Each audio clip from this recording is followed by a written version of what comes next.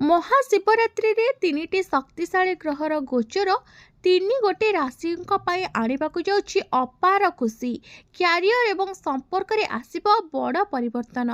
तेबे महाशिवरात्रि रे केउ तीन गोटी राशि व्यक्तिविशेष मानकर भाग्य रे परिवर्तन आसिबो एवं केउ तीन गोटे ग्रह गोचर करिवे से संपर्क रे वीडियो रे आगकु जानिबा। वीडियो रे आगकु बढ़िया पूर्व छोट अनुरोध, आपण मन जदि हम चैनल को नुआ आछंती तेबे चैनल को सब्सक्राइब करि पाखर थिबा बेल आइकन को प्रेस करि दियंतु। कमेंट बॉक्स रे ओम नमः शिवाय निश्चिंत लिखंतु। तेबे आसंतु वीडियोटी को आरंभ करिनेबा। 2026 महाशिवरात्रि शुभ अवसर रे एक शुभ संयोग हेबा पई जाउछि। एही दिन रे तीनटी प्रमुख ग्रह गोचर करूछंती। समृद्धि एवं सकारात्मक परिवर्तन आनिबो एही तीनटी ग्रहंक गोचर फल। तेबे आसंतु जानिबा केउ राशि व्यक्तिविशेष मानक विशेष लाभ मिलिबो। देखंतु महाशिवरात्रि पर्व को भगवान शिवंकर भक्त मानक पई बहुत स्वतंत्र बोली विवेचना करा जाय। एही दिन भक्त माने उपवास पूजा एवं रुद्राभिषेक माध्यम महादेव को तृप्त करी थांती।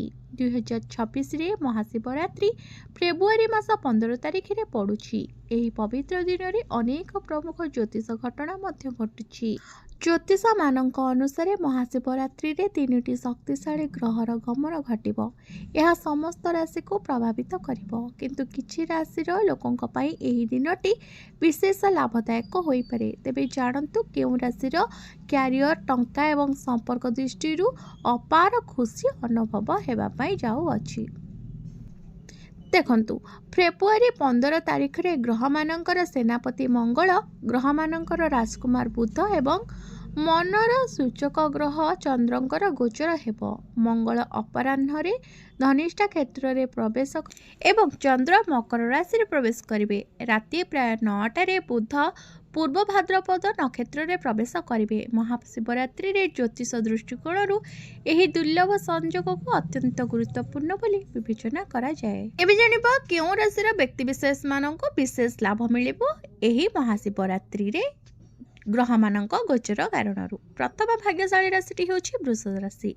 एमानकर आर्थिक एवं क्यारियर रु बहुत शुभ फल प्राप्ति हेबो। महाशिवरात्रि रे ग्रह माने वृष राशि पई आश्वस्ति आनिबे। दीर्घ दिनर मानसिक चिंता दूर हेबो। किछि व्यक्ति विशेष माने नूतन चाकरी पाइबे, जेतेबेले सेमानकर आर्थिक स्थिति रे मध्य उन्नति आसीबो। स्वास्थ्य स्वाभाविक रहिबो एवं प्रेम संपर्क मधुर हेबो। द्वितीय भाग्यशाली राशि होछि कर्कट राशि। एमानक संपर्क रे उन्नति एवं स्वास्थ्य रे उन्नति हेबो। कर्कट राशिर लोकंक पई एही भ्रमण अत्यंत शुभ हेबो। अविवाहित माने विवाह योजना आगकू बढ़ाइबार देखि पारंती। विवाहित व्यक्ति माने सेमानक जीवन साथीक सहित गुणात्मक समय उपभोग करिवे। जो माने प्रमुख चिकित्सा किंबा अस्त्रोपचार पई स्थिर होइछंती सेमानकर सफल हेबार संभावना अछि। आर्थिक शक्ति मध्य वृद्धि पाइबो।